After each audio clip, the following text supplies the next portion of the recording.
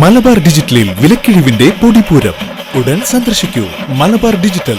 Electronics, furniture, home appliances, mobile phone, laptop, computer and accessories. Malabar junction, SMP junction, main road, Shoranur. Heavy driving licence സ്വന്തമാക്കി തൃശൂർ ജില്ലാ collector Arjun Pandian IAS ശനിയാഴ്ച നടന്ന ആദ്യ ടെസ്റ്റിൽ തന്നെ അദ്ദേഹം പാസായി. മാനന്തവാടി സബ് കളക്ടറായിരിക്കെയാണ് ആദ്യം ബസ് ഓടിച്ച് പരിശീലിച്ചത്. പിന്നീട് ഔദ്യോഗിക തിരക്കുകൾ കാരണം ഹെവി ലൈസൻസ് എന്ന സ്വപ്നം മാറ്റിവെക്കുകയായിരുന്നു.